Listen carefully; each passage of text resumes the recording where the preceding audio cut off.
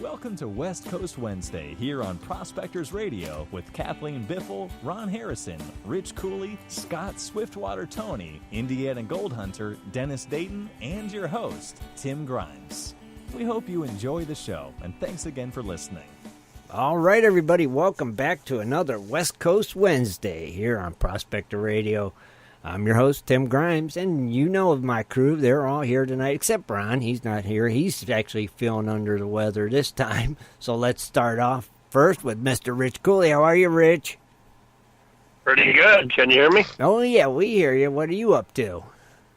Oh, not much. I actually took my box down to the welder today to get the stuff done that I wanted to do. Oh, you going to have them holes welded up? Yeah, they didn't hold the way I did before, so I'm going to have them welded, and I'm going to have my riffle set all put together. Oh, good. So you got it dropped off? Well, yeah, basically I was talking to Lou and Robert and Ken, and we had a powwow, and a couple other people, Darth, and we had a powwow the other night, was talking about how I wanted to set it up, and talked a little bit about what I was going to do, and ask them if everything would work, and got their blessings, so that's the way I'm going to do it. How long before you get it back, did they say? Oh, I'm hoping to have some of it back this weekend so I can continue to work on it. Oh, nice. Very cool. So that'd be cool if I can get it back this weekend so I can keep moving on. All right, and then it's done, ain't it? Is that done? Yeah, then? no, well, then I got to get that other riffle set back and then design it for the way I got it designed here. Mm-hmm. But then basically... I got two riffle sets. But then it's basically done, though. Yeah, pretty much. This is like the big step, right? Get the holes welded up and get that riffle set done. Yeah, once I get that done and I get the riffle sets welded together, then, yeah, I'm ready to rock and roll from there because I got everything else I need. Good. I'm glad, man. I got the wire mesh, I got the expanded metal, I got everything. Yeah. I'm ready to rock. Very cool. You're ready, brother. Right? Hey, what size expanded metal do you use? It's the regular size that you use in your sluice boxes. I think it's 3/8 or something like that, I think. Okay. Nice. I'm glad. And you're it's the regular size we use in our high bankers and all that. That's 3/8, I believe, right? So make sure I'm pretty sure it's 3/8. Make sure you post a picture when you get it back, okay? Oh yeah, when I get her done here, I got the box all painted and everything, but I'm waiting on trying to get all the welding and all that stuff done, and then I'll do more and get it all done. Oh, cool. Well, good. See, put my stickers on and all that stuff. Yeah, you got to get your stickers on there, of course. Yeah, gotta bedazzle it. With it'll be a couple weeks here yet. I'm thinking. Plenty of time. Hopefully, I'll have it done here in about 2 weeks if everything goes right. Yeah, you got plenty of time. I'm just glad you're keeping on it, and that way you're ahead of the game. Yep. When the weather. Yeah, I cleaned off my the floats and all that. They're all pressure washed and nice and shiny. And it's like a brand new. Well, what I could get shined up anyway. There's a bunch of stains on the one. Hey, that's all right. It is what it is. It is what it is. You're right. At least it's cleaner and. It's yours, and it'll be cool. Come springtime, you'll be ready, right? And that's all. Oh, yeah, definitely. I'll be ready here for February. Right, that's all that matters, right? You're good to go. Cool, Rich. I'm glad you're getting things done, brother. And I want to thank you for being here tonight. All right, thanks for having me. Oh, you're welcome, brother. Also joining us tonight, we got Miss Kathleen Biffle. How are you, Kathleen? Doing great. Doing great? Are you, homesick for Arizona still? I am, especially with the weather. We get back when it just gets real cold. You did. You sure did. It's like you came back and the cold came with you or something. It's weird, you know? Yeah, I know. Yeah.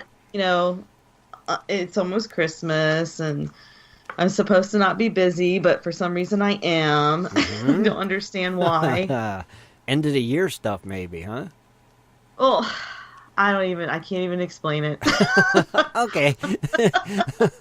But I'm still going through the dirt, the cons from Arizona. We got them in the mail intact, I think, last Friday. Okay. And we attempted the pan, which I still have the panning tub in the dining room. So I come home and just pan a couple pans here and there. Right. Because I still have a lot of time. It just makes you happy. But we will be running it through the cleanup sluice when we're done. I'm just really surprised because there wasn't a lot of. I guess I'm expecting to see microscopic gold, like we see here. Like we see, right. Yeah, so I'm like, panning it all careful, and the gold isn't that small. I mean, it's pretty good size, and I'm like, well, is that it? But I have to realize that those are pretty big pieces. Yeah, you still want to find the small stuff like we always find, the stuff that keeps you busy for hours. And you're not seeing that in So there. maybe this is a winter project, and it'll help my, seasonal blues. It might. Take your time. Just do like that. Do a pan or two each evening, and just relax. Do your panning meditation, and you'll be fine. And I can smell the dirt and pretend that I'm out in Arizona. Exactly. You sure can. Nothing wrong with that. So about how many pounds did you bring home? I don't know. Shad, how many over pounds? 70 pounds. Holy! I think that could last you if you just do a couple pans per evening. It's gonna last a while. It will last you months, I would think. It gets you through winter. You know they're going to run that through a sluice. Well, yeah, the first opportunity we get, but it's just there's ice. I mean, the hose froze, and we couldn't even hook it up in the laundry room. I had to fill up my koi pond, and it was just, crazy. It's this stupid weather. It's too cold for December. Shouldn't be this cold yet. It is unusual. It feels like February. It does. It's too cold for December. It shouldn't be 16 degrees in December. It's like. But hey, I'm looking forward to the January thaw because we usually get one. Yeah, we do. And that's going to be our first trip. All right. Carrie wants to go on a birthday, New Year expedition, so I think we'll do that. You already got Last year we were dredging on New Year's Day, or New Year's Eve. I can't remember which one it was. I remember. That's right. Yeah, so that was pretty cool to bring in the New Year like that. Yep. So hopefully you get to do that again this year. Yes, that'd be pretty cool if you could do it every year. I'm sure you probably will. It's Ohio. It'll be 60-some degrees in January. Yeah, they have that weird. Scott. Seriously, it'll probably get in the 60s, pushing 70 in January for some strange reason. It will. It will. It does it all the time. That's just enough to tease you to go out and dredge. It does. It teases you to go out and do everything. Get out there and then. Although last winter was pretty mild, so we really can't complain too much. I know we shouldn't, but gosh, I can't help it. Well, she's Iron Hand, so she can do it. So that's cool. Oh, Kathleen There's not a lot of people that will do it. She actually goes out and do it. I give her credit. I do too. I give her all the credit in the world. It's like numero uno. It's like. And I got my judging buddy Carrie and Shad. Carrie's just as bad. It's pretty Shad fun. he's just going to deal with it. But yeah, Carrie's a pretty gal. Yeah, Carrie, you'll get right out there and rough it with Kathleen. It's like they're both crazy, but I give them all the props in the world. We have Campfire Tales by Carrie and Kathleen. Shad recorded it one night and said it was going to be a video, but we'll see. That's a good idea. Since you and Shad went to Arizona, you got a lot more stories to tell now, right? About the ghost towns you guys seen and stuff? My gosh, yeah. I mean, I had a ghostly experience. Oh my gosh, we toured a lot of places. We crammed a lot in one trip, which, I'm glad we did because it's one of those vacations where you're just always on the go, but you're having so much fun that it is relaxing. Right. When are we going to see some of the videos? Well, I keep trying to light the fire under the Sherpa. Okay. Stoke that fire, Kathleen. Get it moving. He actually, he's cooked dinner the last 2 nights, and they were phenomenal meals. Yeah. So, yeah, I thought that was sweet, and I posted something funny on Facebook. Oh, shit. Well, we'll give him a break. I think he wants a gun for Christmas. That's why he's being all nice. Oh, of course he does. So tell him he'll get the gun if he gets the video done. There you go. There you go, Mr. Producer, Sherpa Shad. You got to get the video done. We want to see this. Everybody's dying to see this Arizona trip. So, well, it's going to probably be a few videos. That'd be cool because it's kind of long, and you know nobody wants to sit there or has the time to sit there and watch an hour. Yeah, just break them up. That'd be great. Do it in intervals. You know. So I think we'll do one of the themes would be when we were touring around. Then another one would be actually the mining of the gold. And then, I don't know. Okay. No, that'd be cool. Who knows what kind of antics we'll come up with. We look forward to seeing it. And we look forward to your news tonight. Yes, I got some stories. Yes, awesome. We are ready for stories like always. And Kathleen, I'm glad you made it. Thank you for being here. And, just keep hanging in there. It'll get better, I promise. This weather won't last like this forever. Thank you, Kathleen. So joining us, we got our West Coast connection, Mr. Scott Swiftwater. Toney, how are you, Scott? Well, it's freezing over here. I'm telling you, I got a sweatshirt on. It's killing me. What's the temperature? You know what? I think it's got to be, I don't know. It's got to be really, it's low. 60s. Well, when we were there, it was 68 degrees, and we saw somebody wearing gloves. I know. So when Scott says it's cold, I'm thinking it's in the 60s. Well, it might be a little colder than the 60s, I'm thinking. Like I said, I got a nice sweatshirt on, which I just took a picture, or I had somebody take a picture of me sitting here and talking.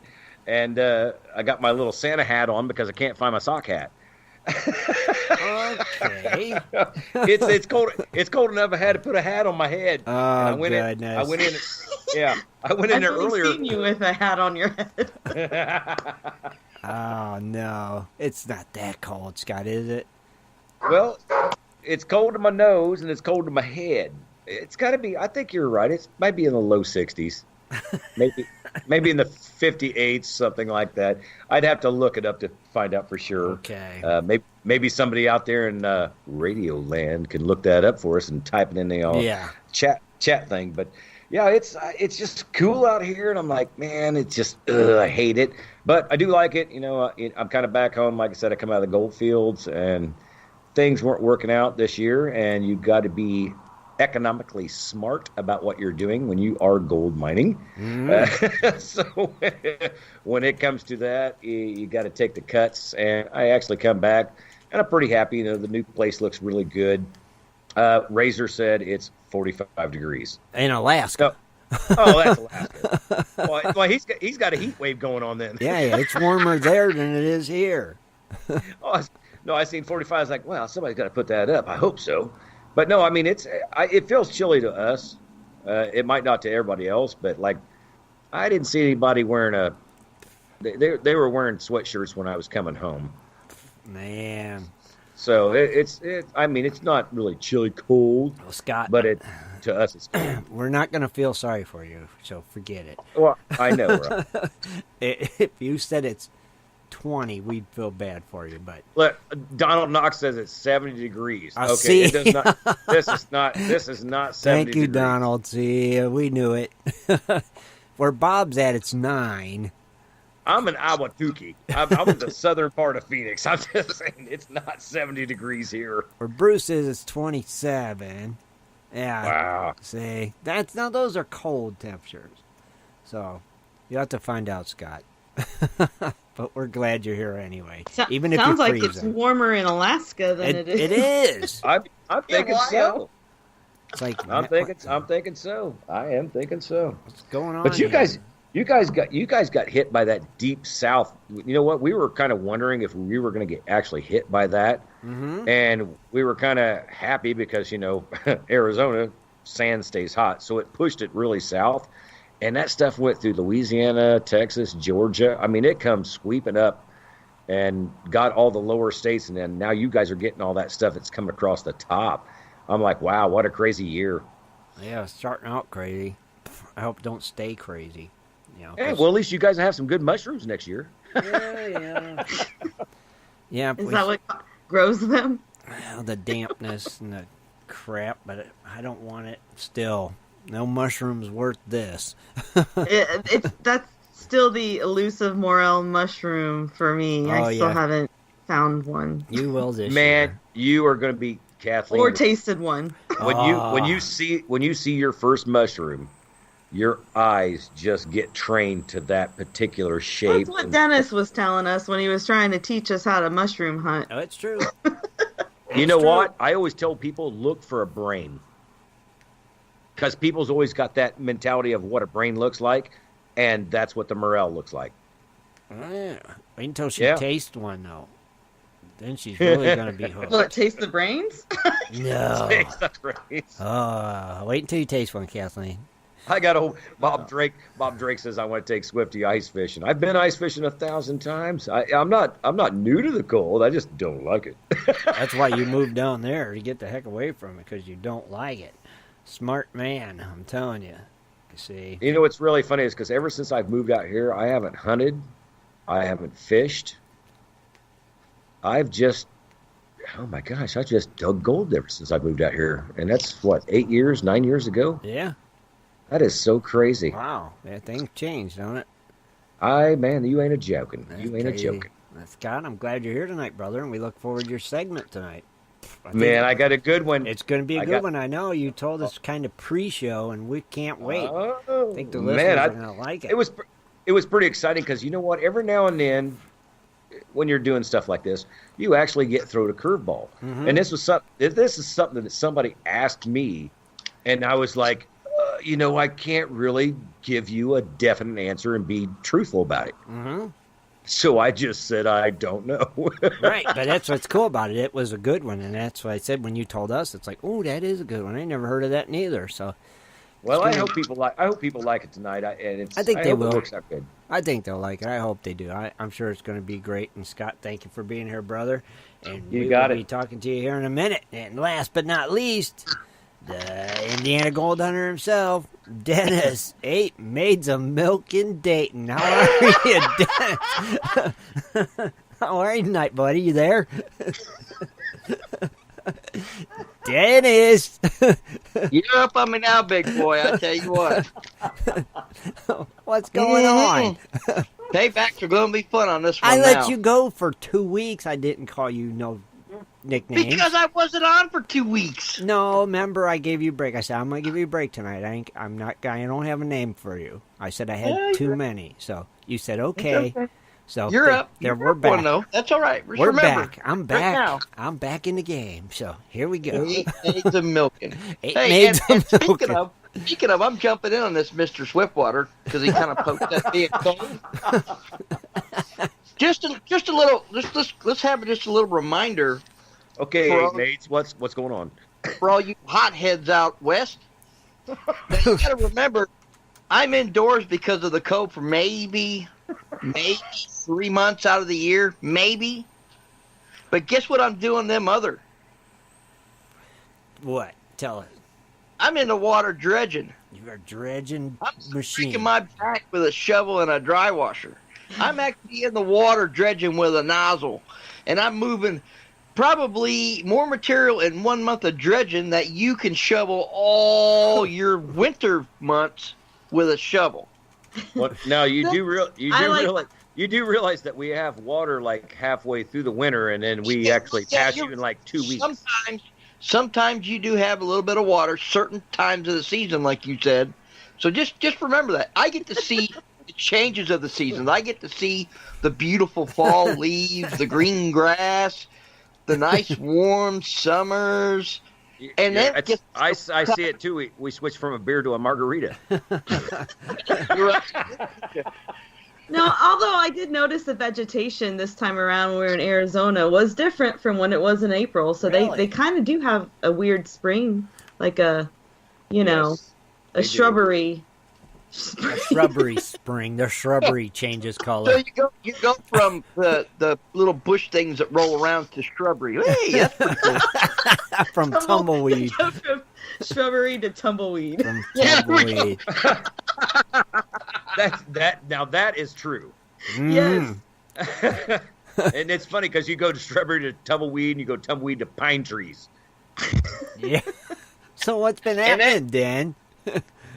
Well, actually, since it has been cold, and I'm getting my man cave a little bit more and more arranged. But here recently, what I do now, since I'm on 8 hours, is I finally figured out when I get off work at 8, I can't go to sleep right away. So usually I stay up to around noon. So I come in, and I've been doing kind of like what Kathleen's been doing. I've got all this material. I sit down, and of course, I do my usual. I like to watch Fox News, and I sit down with a bucket, and I just start panning material. And, that's about it. Does it just relax you to where you're like, okay, now I can kick back and maybe fall asleep for a while, right? Yeah, it does. It does. I get, I get wound down. I do some panning. And, yeah. It's a good way to do it. I find that's the best route. That's the way to do it, right? Absolutely. Just come in, you wound up from work, you kick back, pan a little bit of dirt, and man, your eyes. And I have to, I always have to prepare myself, because if I'm going to do some panning, I have to make sure I bring a 5-gallon bucket in and, let it start thawing out. Oh, yeah, that's right. Because it takes about a week, sitting inside for it to, it's like kind of like a solid popsicle. You got to let it sit outside for a while for it to melt. Yeah, it's probably like permafrost, ain't it, when you bring it in? Probably, yeah. You got to put ice cold gold. Yeah. You got to put some water in it. Yeah, I just set it over a heater vent. Oh, there you go. I set on top of a heater vent, and it thaws out, and either I have a beer or a margarita while I'm doing this. So you could put it in metal buckets and start setting it on the stove to thaw it out. There's a thought. On the stove. Put it in the oven. Do you know what those metal buckets cost? Are you crazy? Oh, yeah, true.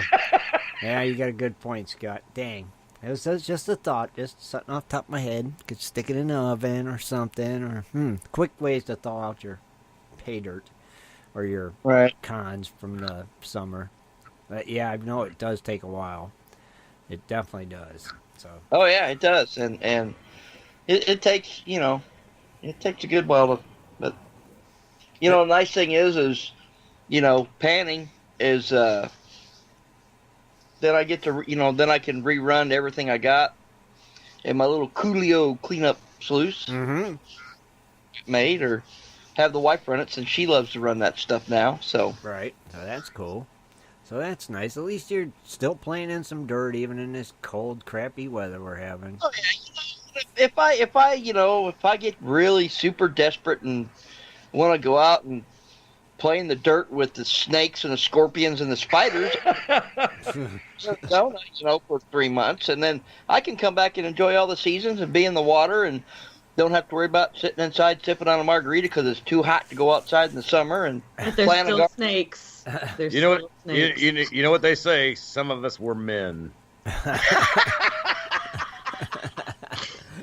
Oh, I'm glad you made it tonight, Dan. Missed you. Oh yeah, yeah, for sure. Definitely missed you. And now, do you got no? That Oak Island Fun Facts is Sunday. Oh, I tell you what. Yeah, it's Sunday, but if you guys didn't watch it Tuesday, all I can say is holy crap. Holy crap, huh? Should have watched it. Oh my gosh, it's getting so good, guys. Okay. You got a lowdown? What's going on? Anything? A little hint? Nothing? We got to tune in Sunday, right? Got to tune in Sunday. Okay. Yes. Sounds. It's this season is unbelievable. No wood. It's the no wood season on Oak Island. No, well, hey, anytime you're going down, 145 feet and you're finding wood. Right. That's weird.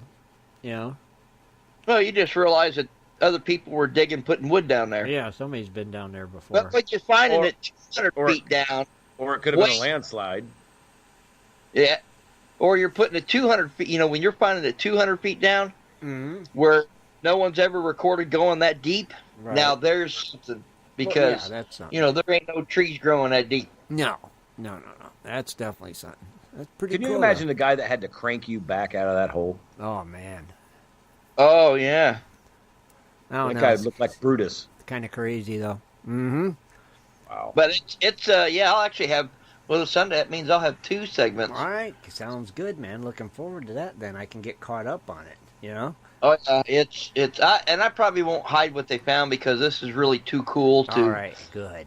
Not, yeah, man. Good. They're getting, I could say it's just TikTok, guys. TikTok on this. Just all I got to say is wait. Awesome. Well, man, I'm glad you all are here tonight. And on that note, I guess we'll turn it over to our wonderful Kathleen and her Dredging Up the News. It is time for Dredging Up the News with Kathleen Biffle. Mining news from around the globe, metal detecting, dredging, entertainment news, and fun facts as well. Here's Kathleen. Hey everyone, December 13th, 2017. I can't believe it. Year's almost over. Whew. Hey, I'll start off with this story. Last Friday, the EPA added the Anaconda Mine to their list of Superfund sites that require immediate action. The Anaconda Mine site has groundwater contamination, waste rock areas, and contaminated process areas. Mm-hmm. So a task force has been initiated. Their goals include expediting cleanup and remediation, reinvigorating cleanup and reuse efforts by potentially responsible parties, encouraging private investment to facilitate cleanup, promoting redevelopment and community revitalization, engaging with partners and stakeholders. So, pretty interesting. So, Nevada actually has applied for deferment. They would like to oversee the cleanup process on their own. The Atlantic Richfield Company, a former owner of the mine, has stepped forward to provide funding for their cleanup. They estimate cleanup costs to be $30 to $40 million for phase 1. Wow. Yeah. For the entire mine, the total cost is estimated to be $200 million. Holy cow. So they wanted to stress that funding came from fees and settlements, not from the general fund where taxpayer money is funneled. I guess these efforts are going to start in 2019. Wow, that's a lot of money. Jeez. Yes, dang. It is. Holy cow. Interesting. All right. Well, this was a story that, it was an article. Some of you have seen it. Brad Jones wrote. Amra posted it, and I found it on the Canada Free Press. Mm-hmm. It's not recent news, but it does. It's a good article and explains the latest saga that Shannon, Poe, and Amra are immersed in. It involves the Mojave Desert, California, road closures to BLM land, and of course the elusive desert tortoise. Oh, so if you catch the article, it's kind of long, but it actually, I read it, and it includes a great explanation of what transpired, last month when the BLM closed access to the roads leading to mining claims near Barstow, California. Mm-hmm. So the article goes into detail, again, between all the interactions between Shannon Poe and Katrina Simons, who was the field manager at the BLM office in Barstow. It's kind of comical, actually. Oh, really? So you check it out. This article is pretty good. But I'll give you some of the highlights. Okay, give us some highlights. This was regarding what the BLM pulled right before the Route 66 miners in Temecula Valley prospecting clubs. This was back in April. Mm-hmm. So they tried to close the roads, stating that Shannon stated that under the mining law of 1872, when it was amended, that blocking areas of an active mining claim is actually illegal. Right. So, they go on to talk about, what transpired there, and it's actually really good. So check it out, and it's just another example of how Amra is fighting the fight legally and within their rights. Mm-hmm. Within our rights, and it just they don't resort to harassment tactics or anything crazy. They just know the facts, and they right.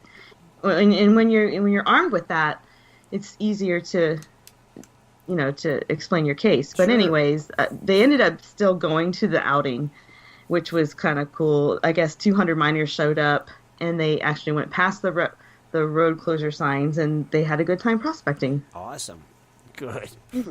Now, do you got a link to that article, Kathleen?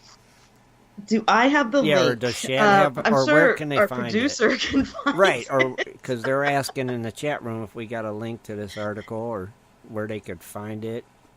Shad. I think it may even be on Amra's website too. So right. Shad will find. Maybe Shad will find it, and get it posted up there, yeah. Donald. And thank you, Shad. All right, Kathleen, cool. Okay, so I have some entertainment news. All right. I haven't had that in a while. No. Dakota Fred is going to start a new Gold Rush spinoff kind of thing called Whitewater. Dakota Fred, Hurt, and his son Dustin are actually going to be in the series. It will premiere in January. They're going to be returning to McKinley Creek, Alaska, to search for gold in the creeks, with divers and all kinds of things. They've been trying to put that together for like 3 years. It's been a while, yeah. Yeah, Yep. I mean, and it's finally going to premiere January 12th, 10 p.m. Eastern on Discovery. Oh, very cool. I have to I remind think I might check that out. Oh, definitely. I like Fred, so yeah, definitely. Shad just posted the link to that article. Thank you, Shad. I hope they hit that waterfall. They said they're going to reroute the water on. Yeah, maybe that's where they'll be. Let's find out. That'll be cool. We have to I think it'll be definitely exciting. remind us, Kathleen, as it gets closer.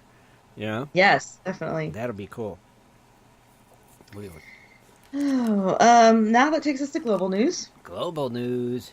Global. There's a lot more. Every week I say There's the same always a things. lot in global news. All right. Kirkland Lake Gold in Australia has sold outstanding common shares of their Stawell gold mine to Arete Capital Partners for $6.5 million, and they will maintain a 2.5% net smelter return on the mine. Mm-hmm. So this supports the company's long-term strategy to focus on low-cost, high-grade core assets while providing Kirkland Lake Gold with continued exposure through the net smelter return. And I actually had to look that up because I didn't know what it was. And it's also referred as NSR.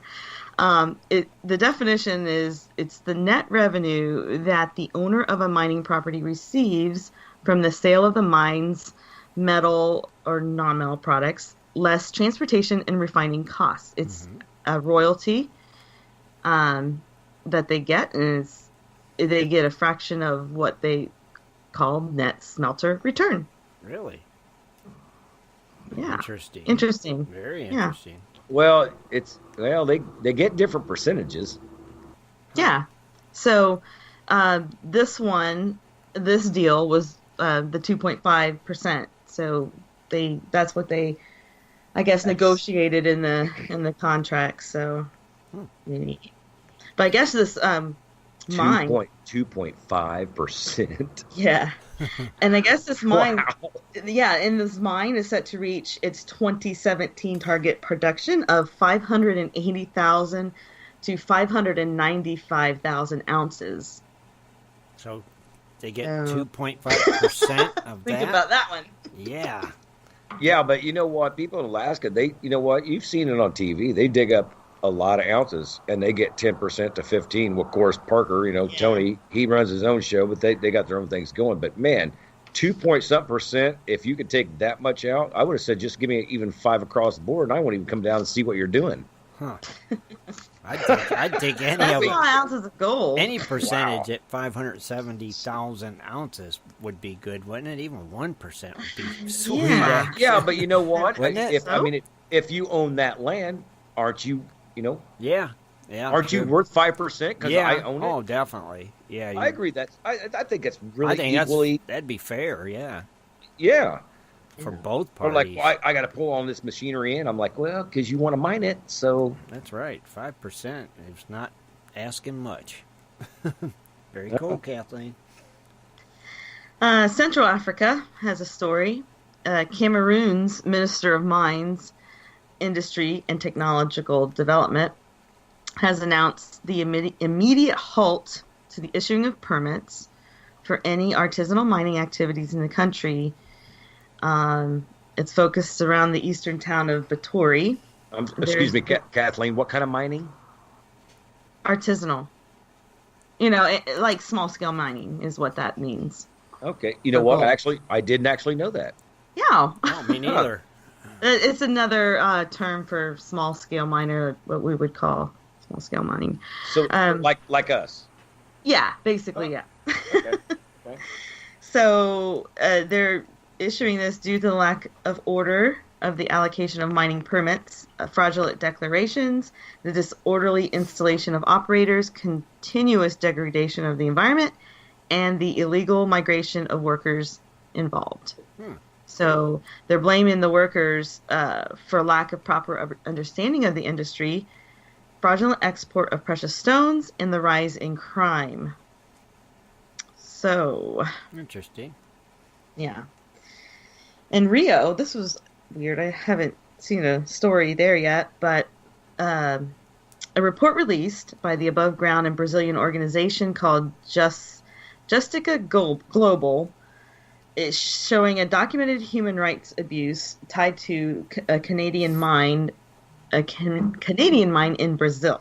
Mm-hmm. The project is operated by a subsidiary of Kinross Gold, the Canadian company.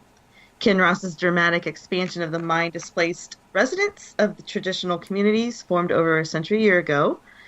The families living and farming there felt they had no choice but to leave. So the report recommends recommendations include suspension of Kinross's operations until community land rights are protected, and the adoption by Canada of a legal framework to identify, prevent, and mitigate human rights risks in Canadian businesses' activities in other countries. I know. All right. Well, that was our last global news. Oh. So now we have fun facts. Wait. Fun facts time. Yes. This one was interesting, I thought. There's many inventions that come about from mining. A lot of the inventions are a direct result from miners, and obviously from mining techniques, and equipment is developed. But here's some that are not so obvious. The first one probably you've heard of, but the most famous and well-known invention resulting from mining was blue jeans.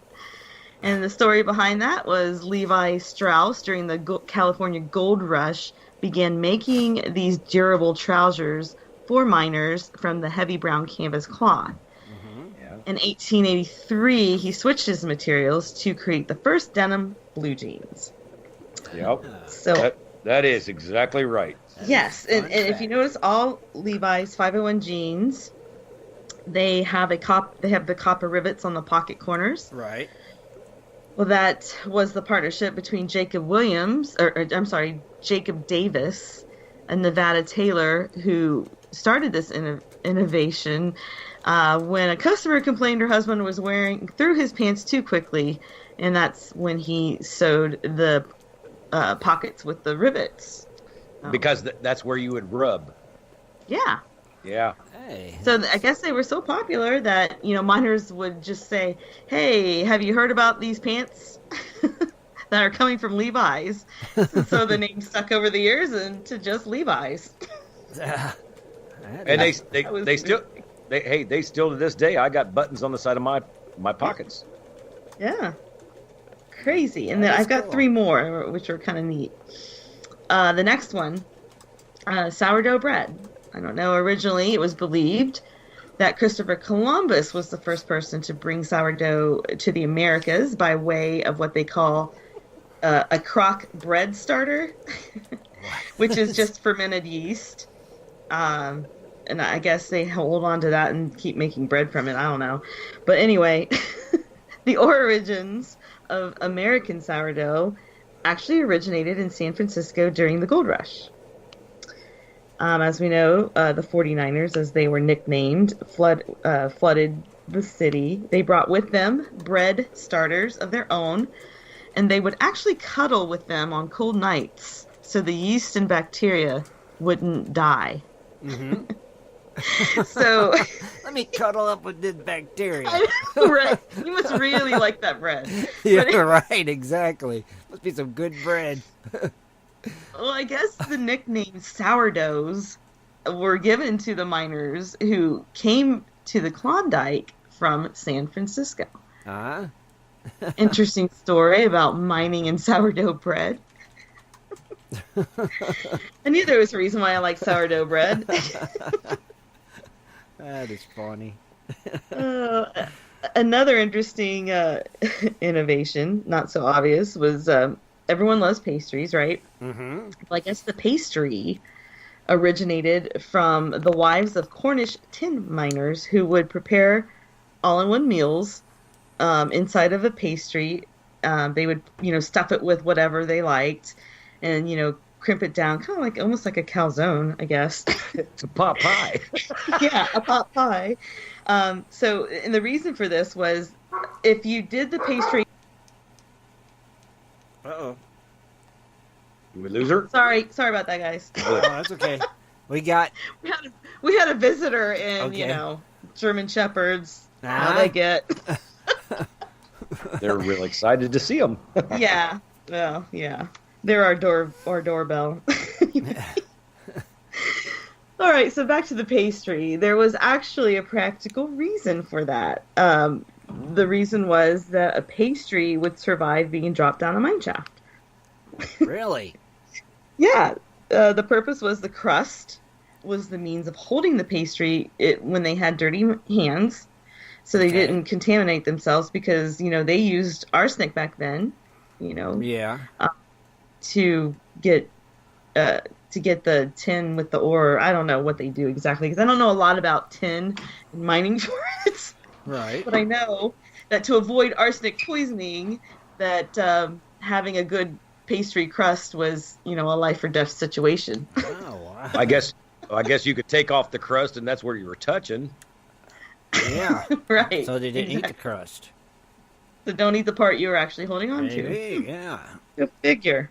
I like that little point you had about the sourdoughs because you know what? I've heard of those, that term used a lot, like back in the day, and you see it on movies too. Oh yeah, they call them sourdoughs. Yeah, and that was a pretty cool information that know. Now I know where it come from. I'm like, really? And I actually came across that because I picked up a book when I was in Arizona because I'm just a bookworm, and I picked up a book where it talked about sourdoughs.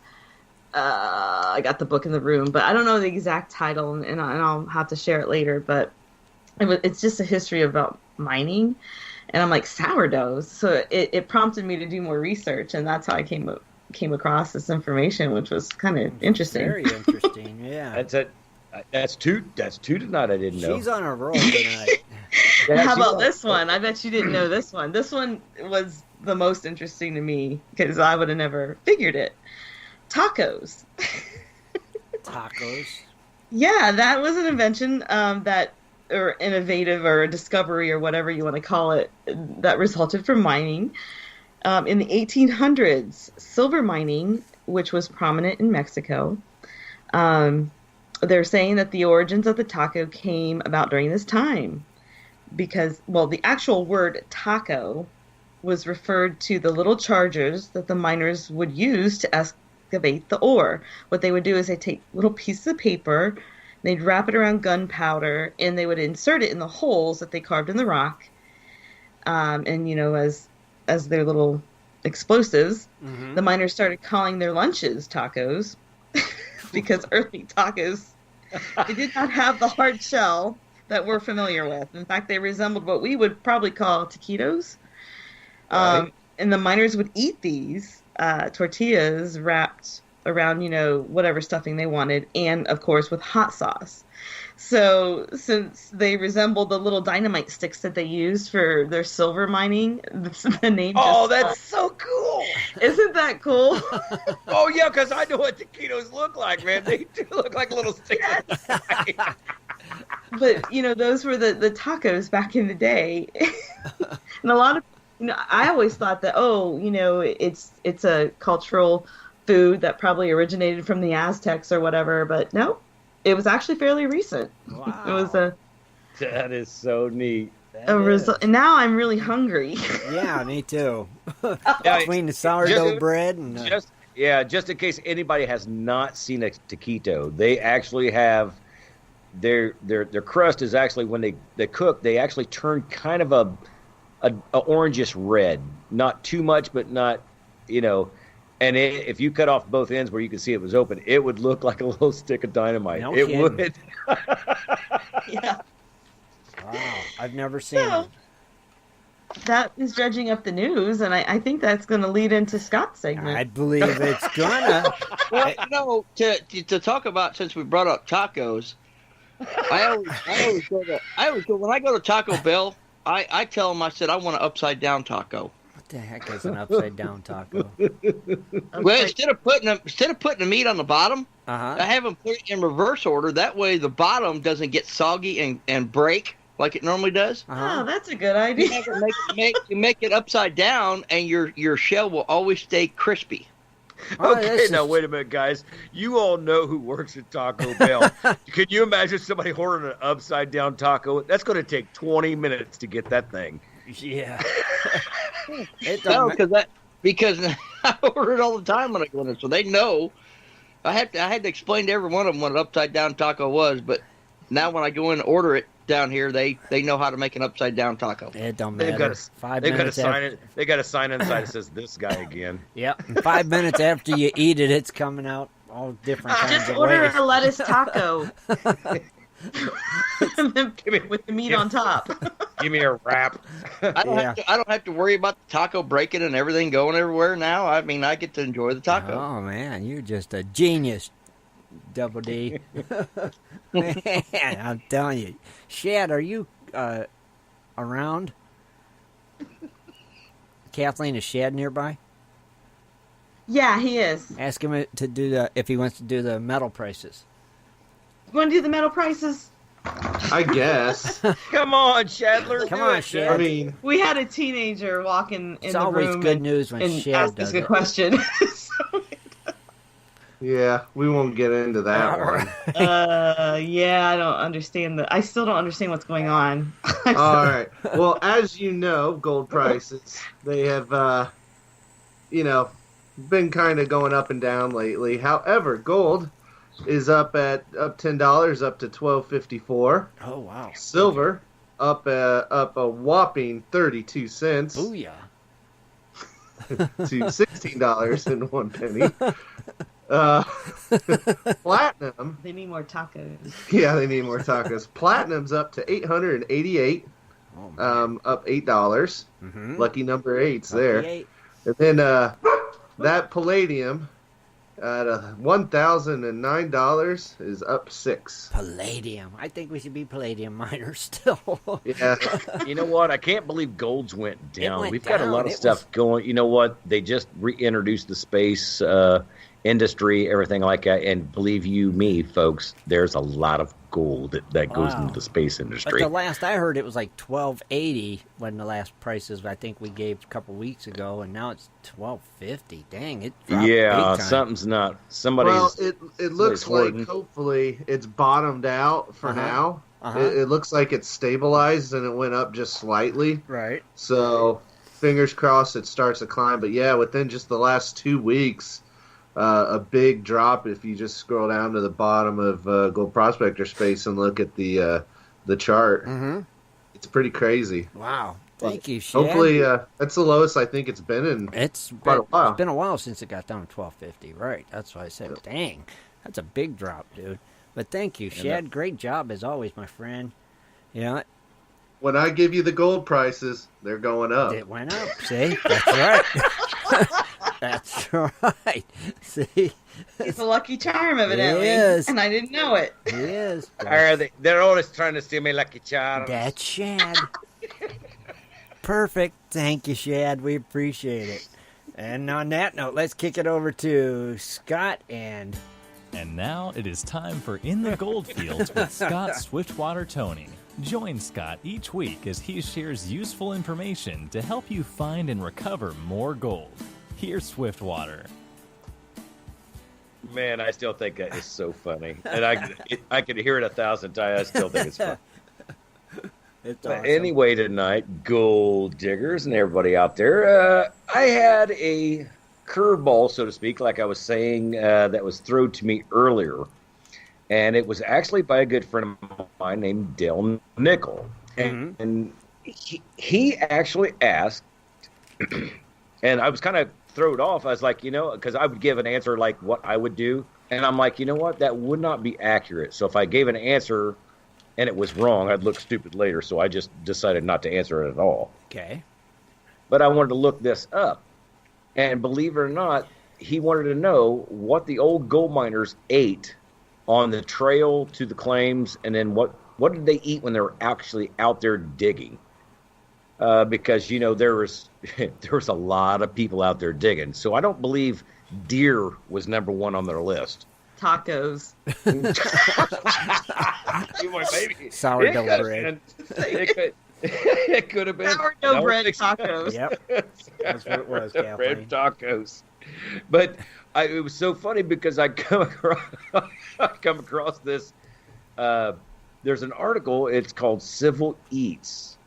And it was really weird how I got to it. But actually, I couldn't explain how I got to it. It must have cross-referenced. And then because I go to window to window to window to window, and I bounce around. It could throw you anywhere. It could take you off of gold mining like nobody's business because you had a crossword in there that referenced to something else. But this was really a fascinating article that I really found that I was surprised at. And I'm looking at, the way I read, it's going to last all the whole session, so we're good. Okay. But anyway, I want to read this, guys, to you, and then we'll get your points of view on it and anything like that. If you want to call in, feel free to. But this is actually written in an article. Okay. Here we go. It said, when news of the discovery of gold in California spread around the world, thousands flocked to the West, trying to stake it rich. In 1849 alone, 42,000 people traveled overland. 15,000 took a route across Panama. 6,000 Mexicans came north. 41,000 took the long sea route around Cape Horn, a sleepy little village in 1848. Over the next few years, San Francisco exploded in population of wealth, becoming the capital of the West, which we obviously all gold miners know that. Anyway, it said there were 3 ways to get to California overland on the California Trail, across the plains, 2 mountain ranges, and the Nevada desert.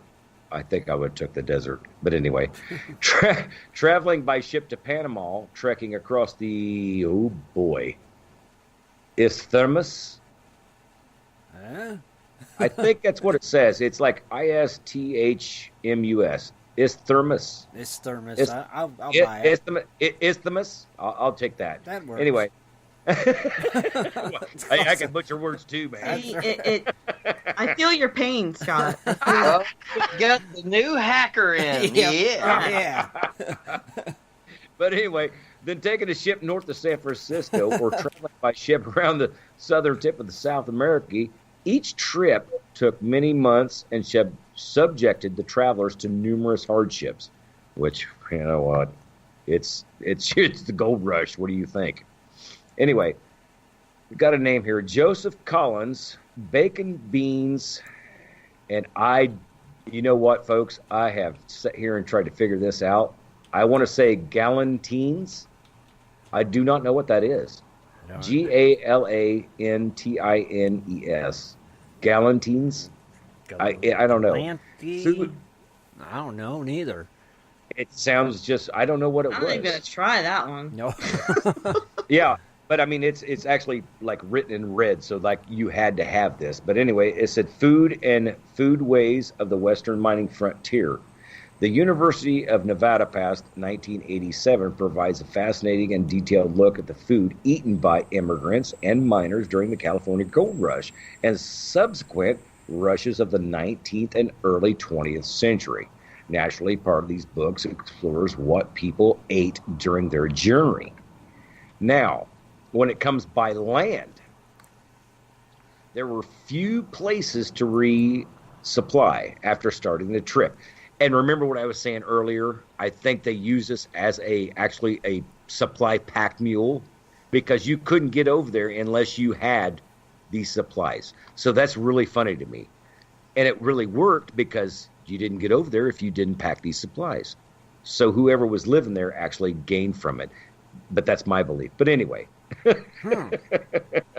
But hey, said there was a few supplies restarting the trip. Traveling party would need to pack enough food for the entire journey of 4 or 5 months, plus some extra. See what I'm saying? Gotcha. To avoid the fate of the Donner Party. Now this is what it says. Now the Donner Party's in red. I'm not going to mess with that one. I already know what that is. And it says of 1846. So obviously the Donner Party was not like a real new thing. Right. I mean, it was in 1846. They had to do, I guess, what they had to do. But anyway, I said, fortunately, guidebooks written at this time provided potential travels descriptions and the journeys and suggestions for provisions. Conlon presents work done by the historian John Mack. Oh boy, Faragher. Well, it's Faragher. Faragher. That works too. Okay. Put the dull knife down. Yeah, right. It says, who survived the guidebooks and completed the composites list of the food supplies required for a 4-person party. Okay, now that makes a little more sense, because I know the list. It's crazy. Mm-hmm. Anyway, Faragher estimates that a basic set of provisions consisted of the following. Now, if there was 4 of you going, this is crazy, because this is what you're going to have to take. Okay, so if all 5 of us went, this is what we'd be taking. Exactly. Okay. Mandatory. No less. You have to take 600 pounds of flour, 400 pounds of bacon, 200 pounds of dried beans, 60 pounds of coffee, 8 pounds black pepper, 4 pounds of tea. You have to have 120 pounds of biscuit. Now, I don't know if that's already made or not. For 4 people? Hey, it says 120 pounds biscuit. So that must be already cooked provisions. Okay. It has to be. And then it also says 200 pounds of lard, 120 pounds of dried food or fruit, 40 pounds salt, which I'd have more than that, actually. Me too, yeah. And 8 pounds, and this is what throws me off. And I don't know if anybody of you guys are out there are chemical guys or not. It's this 8-pound saleratus, a chemical endeavor. Now, I do not know what that means. How's it spelled, Scott? What's it called again? Saleratus. Saleratus. Saleratus. That's how I would. You know what? I'm country, folks. That's just how I spell it. What did they use that for? I do not know, but it says on the bottom here, keep going on. But man, that's really 200 pounds of, like I was talking earlier, 200 pounds of lard. I got 400 pounds of bacon. Yeah. I don't need the lard. No. That's just, but like I said, I think most of this stuff was in case you needed to get over there and you needed to sell stuff. You'd have stuff to barter with and things like that. And you could actually make your way and make a living without dying in the snow. So that's just my opinion. Anything else on the list? But yeah, no, I'm going to go. Okay. It says, assuming a 125-day crossing, a daily rotation would be something like 1.2 pounds of flour, 0.8 pounds of bacon, 0.4 pounds of lard, 0.4 pounds of dried beans, and a 1/4 pound of dried fruit, which Colin estimated to be the amount of 7,000 calories per day. Okay. Of which 2,200 came from the bacon, 1,600 from the lard, Oh, my God.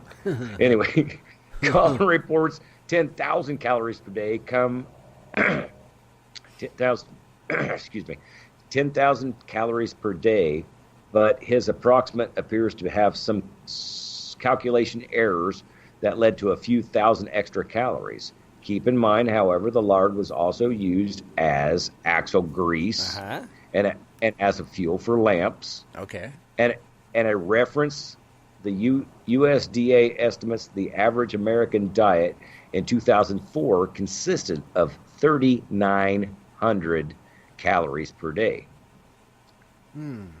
To add some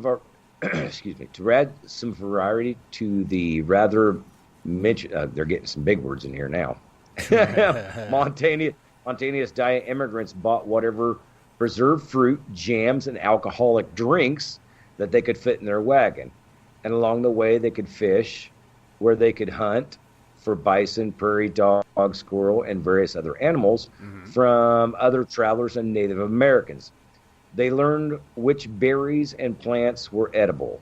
Although the diet is particularly lacking in vitamin C, Conlon argues that the scurvy and debilitating and often fatal disease caused by lack of vitamin C, which was rare along the trail, probably because of the dried fruit contained a small amount. Hang on a second. A small amount of scurvy. A small amount of needed the vitamin. I do. Of the needed vitamin and the basics it takes for a month of low vitamin C diet to become scorbutic. I don't know what that means, but it's a scientific word, I'm sure. Scorbutic scurvy? Scorbutic. Maybe it might be scorbutic. Scurvy didn't start to appear until a bit later after the immigrants have been in the mines for a few months. And now what's funny is because they actually have from the sea, now the Panama route started with a 4-week journey during which the food received relatively good reviews in the diaries consulted by Colin. A late December menu from the Tennessee was, that must be a boat, the Tennessee. Yeah, definitely. Yeah. Was 7 courses and included such delicacies as vegetable soup, pickled salmon, corned beef, pork, baked macaroni, roast lamb, sweet potatoes, and various of dessert pastries. The food on the trek across the, now this is another one, Isthmus, that's that ISTHMUS, Isthmus, did not receive many mentions in diaries, but also no mentions of hunger or shortages, but a bit of complaining about the price. Imagine that. Yeah. Right? The Pacific part of the trip, typically a 4-week journey, generally figured good food and significant amounts of it. So they were obviously well taken care of. They were eating good. Sailing around the Cape Horn took more time than the other methods, about 6 months on average. Some groups organized themselves into joint stock corporations and obtained a ship, provisions, and crew for the journey. In other words, they hired people quick. They weren't stupid if they were on the boat. I'm just saying. Along the basic provisions like salt, beef, ham, they carried goods that could be sold in California. Okay, now that brings me back to what I was saying. Right.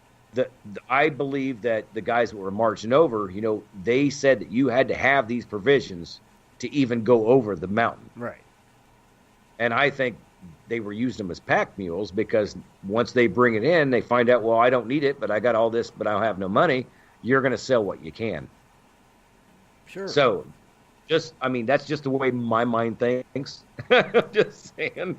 But anyway, it said... mining the miners. You're right. Yeah. It's exactly what I'm talking about. Yep. Okay, where was I here? Others went to California. There we go. Others went to California as fare-paying passengers on transport ships that ran as profit-making enterprises, therefore had incentive to keep cost as low as possible. Yeah, because they were shipping a lot of people. Consequently, the passengers often griped about the food. Colin writes of companies playing a bait and switch game, advertising lavish meals and then delivering far less. Go figure. I know, right? And then it says in the gold fields. And now this is about in the gold fields, and this is not that long, so we'll be getting right on with it just for you folks, because I don't like to leave you lurking in the story. So the daily diet of a miner was not too different from that of an overloaded trekker or overland trekker. Overland trekker. Oh, I thought you meant trucker. No, it says trekker. Trekker. Now, you can look up that and find out what trekker means, because that could be a term that we probably know as something else these days. You never can tell. Mm-hmm. But anyway, it said hard bread, which we eat half cooked, and salt pork. Oh, God. Salt pork? Which is occasionally a salmon, which we purchase from the Indians. Okay, and while I know salt pork is different than salmon. Yeah, definitely. Yeah. You don't want to eat a sandwich of it, folks. I'm just telling you. No.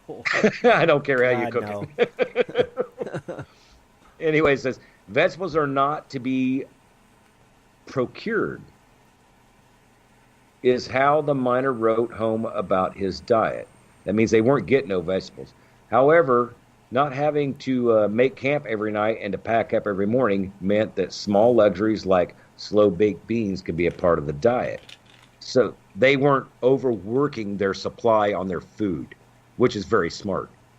You know, you can work all day, but if you don't have supper, you can't work the next day because your power is really low. Mm-hmm. So that's kind of neat. Anyway, dried apples were particularly scorned. One poet in the mines put his feelings to verse.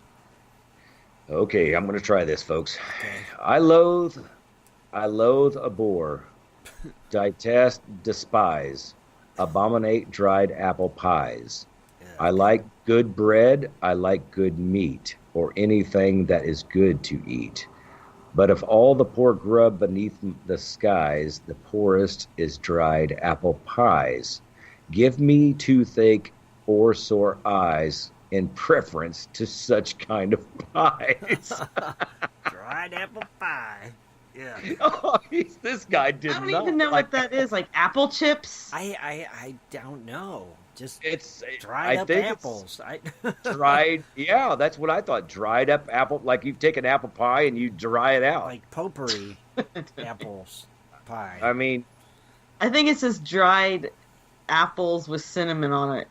Maybe. You know what? Yeah, apples, what it is, yeah. The only thing I could picture is, you remember those little pies we had from Little Debbie back in the day, or what was that? Darn, you unwrapped them in a piece of paper and you ate them. The Hostess pies. Yeah. There you go. The Hostess pies. I love them though. I like those. I like too. Yeah, but we didn't have to eat them every day. No, but they were good. They weren't dried. The filling wasn't dried. Like, is that what they're talking about? Like the inside of the apple pie is dried out? Yeah, I guess he called it dried apple pie. Maybe pie.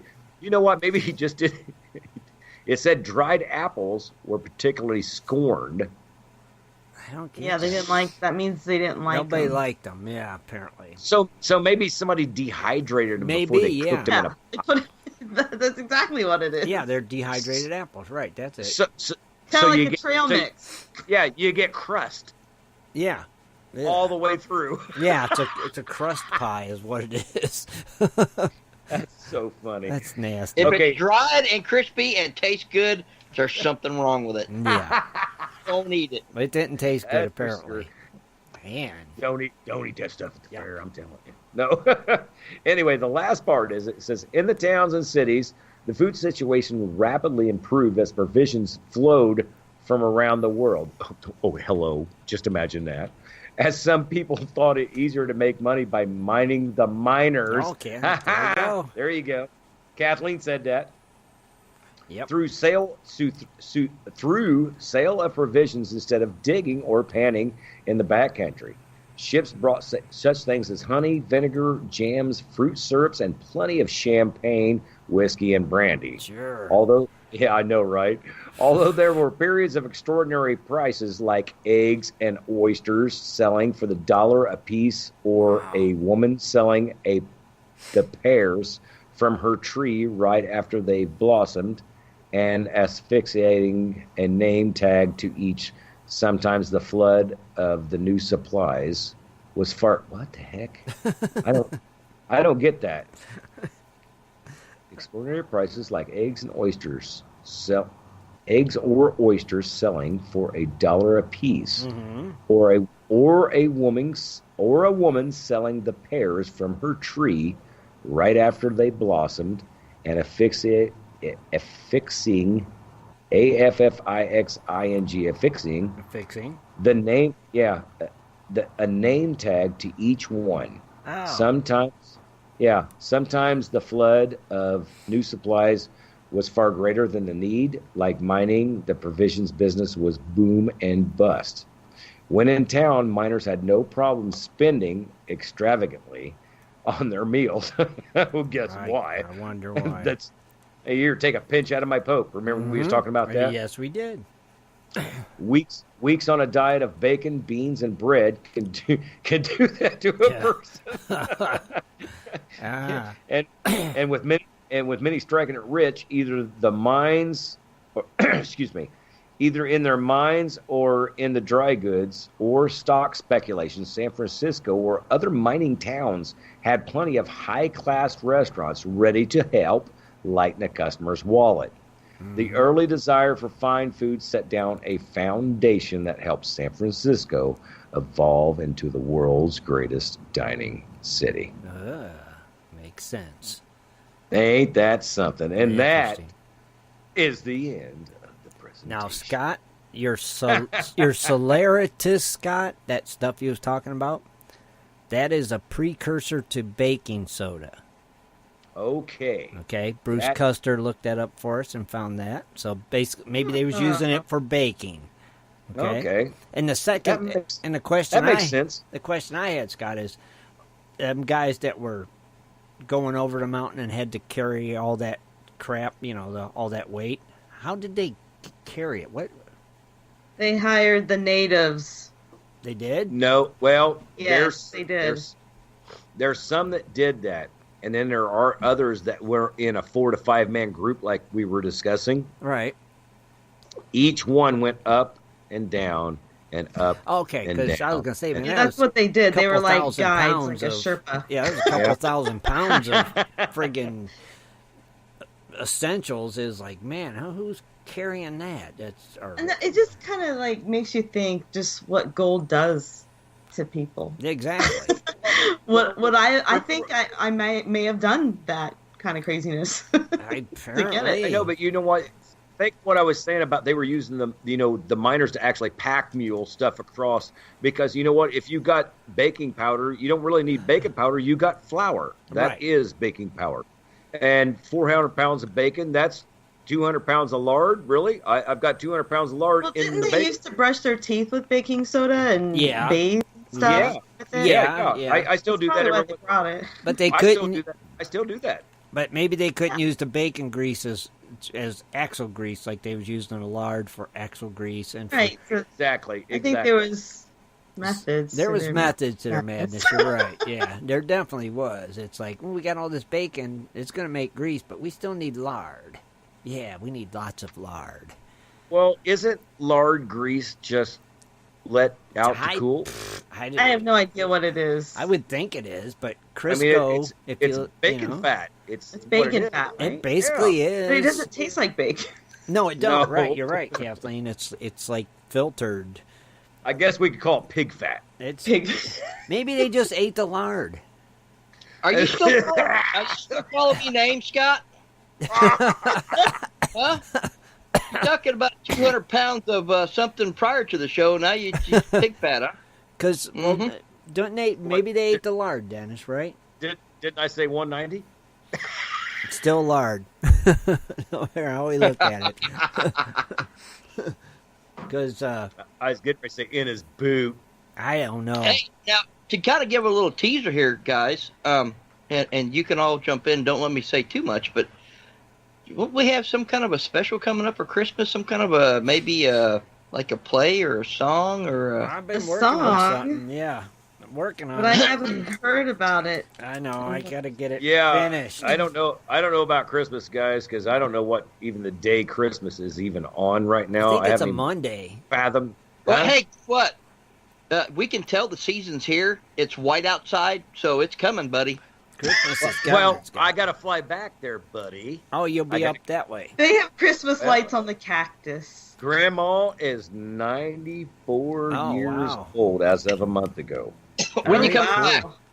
I am coming back the 21st, and then we're leaving the 26th. Okay. Yeah, got it. Wow. Man. And I got just enough time. We're flying into Chicago, and I get to see her family and visit there. I drive down to Chicago in a rental car, like Fast and Furious, but I got to remember that it's not 75 mile an hour in Indiana. 70. So it's okay. Close enough. So I'll have to slow. We're used to doing 80 out here like it ain't nothing. Like if you want to speed, 90. It's 70 now. Yeah, 70. So you can it's still not 70 because usually when it says 75, you just do 80. Right, so it's 70, so you can do 75. So you're still good. You're good, Scott. You're good. No, like I said, I'm a fast driver, but I don't want to get no speeding tickets in Indiana. Oh, and don't. But like I said, I got time to come down and see Grandma and then go visit Mom. And you know what? I think I'm going to be able to. Oh man, it's gonna be a hard trudge because Chicago just screws with me sometimes. But maybe Christmas Day, take off about noon and kick it up into Chicago, and I figure maybe by when I leave, maybe everybody will be at Christmas dinner and nobody will be on the road. Oh, maybe. Well, I try to hook up with you, but I'm going back to Oklahoma to visit because that's where my parents live and both my brothers and my sister lives. So I'm trying to hook up with Caleb Bennington and maybe for a couple of days sneak off to his claim in Colorado. If it ain't all snowed in, right? It wouldn't matter if it was or not. You better bring a shovel. Brother. Yeah, bring a snow shovel. And don't forget, speaking of Christmas, next week we give away the multi-sluice. Multi-sluice. Oh. Merry Christmas What day somebody. is that going to be on? Sunday. Show day. On Christmas Day? Oh, hey, no. Next, Tim. We're giving away the multi-sluice on the 16th. Or something. On the 16th. Yeah, gotcha. The multi-sluice is the 16th. But now we're going to give away that, we got that gold panning set from Watts. That is going to be part of our Christmas 16th giveaway. is a Saturday. Oh, well, it ends the 16th. We're giving it away Sunday. Something like that. 17th. Yeah, we'll announce the winner on the show. Let me make sure. Hey, Tim, about that. The drawing that I had that I sent out the drone, did we ever get word that he received that? Yeah. Because I did. Yeah, he received. Yeah. Okay, cool. Yeah, he received. I never caught it or anything like that. I was like, man, I'm like, Oh yeah. I'm like, I hope it showed up. Yep. So we'll be giving that away Sunday night on the show. And then we still got the Wayne Nugget brain. Yeah, that's going to be our. We're going to give that away on the Christmas show, right, Dan? That's what we said. Yeah. Yeah. Yep. Speaking of Christmas shows, do we have a different time for our Christmas show? I don't know. Yeah. Do we want to do it? Because Christmas is on Monday. A Monday, so Christmas Eve would be a Sunday. Correct. Right. Dude, if you guys don't have a Christmas Eve show, I'm going to be disappointed. Oh, we're definitely gonna. Yeah. Okay. But the time may change due to church and stuff. Church? Yeah. We do this thing at night. Go to church in the day. Yeah, we should be good. I bet you, Kathleen, unless you got to go to church at 7. Yes. Oh, you do? I certainly do. Really? At 7? Don't you go to midnight? What? Ain't it midnight? Ain't it midnight you're supposed to go? Like midnight mass or something? We're not Catholic. Oh, okay. That's the midnight mass. This is just this is our Christmas Eve thing. Oh, I All don't know. I never went to church later. too much. We could 8 o'clock, Kathleen? 9 o'clock? We'll talk about it. Okay, we'll talk about it in our meeting. Take this offline. Okay, yeah, definitely. All right, sounds good. We'll do it. Do it at the church. We'll figure it out. Yeah, go live from the church council. Now, are we having any other special, just Christmas giveaways? I don't know yet. Okay. We'll take that offline. Okay. Well, we're full of surprises, aren't we? We are. We are full of them. You know what? Just tell the listeners like it is. Either be there or you might be missing out. So stay tuned. Pretty much, yeah. They best be there. Christmas Eve show. Yep, because who knows what we're giving away that night. You know. We're in the spirit of giving. We don't even know. I think we have a couple things we want to put in there. Right. Yeah, you did mention some stuff to me. That's right. Yeah. So. Yeah. That's right. So, yeah, they won't want to miss that. So, very cool. Maybe we'll have Scott read The Night Before Christmas or something. Oh God. No. That'll take forever. No. Really? I didn't say I was the best freaking reader in the world. I'll read it. Oh, okay. I will tell you one thing. If I read the story like 2 or 3 times, I can come on here and you would not even know if I wasn't reading the book or not. All right. Well, okay. We'll let Kathleen read it, Scott. Let Kathleen read The Night Before Christmas. The Night Before Christmas. Thank God I'm not going to butcher it. Maybe I'll put a little spin on it. You can put a little spin on it, a little gold spin on it, Mm-hmm. right? That's like asking, hey, Scott, you want to sing the Star Spangled Banner? I'm like, yeah, I know every word, but no. Well, that was my next question, Scott, was do you want to sing Star Spangled Banner? So Kathleen can read The Night Before Christmas, The Night Before Christmas. I like and that. I still have my December history segment to do. That's right. That in. So maybe that'll be after Christmas. Yeah, see, very cool. So we got a lot going on, so make sure everybody tunes in this Sunday also for, like I said, the Gold Hug giveaway going on this weekend. And so that'll be cool. Some lucky person's going to win a multi-sluice for Christmas. I wish it was me. Wow. But it's not. But we're not allowed. No, right, exactly. Yeah, we are. Oh, you guys we are in this one. Yeah, you guys are on that one. Yeah, Yeah, correct. You're right, Rich. Yes, you guys are. Yeah. Oh, God, yeah, you guys are. We are in this one. Yeah. Mm-hmm. That's a site giveaway. You guys are eligible for that. I'm not eligible. Boy, I wish I was. I just look at it this way. If it comes to the site giveaway and stuff, it would just go back in the mix and give to somebody else. Yeah, even if I wanted, it would.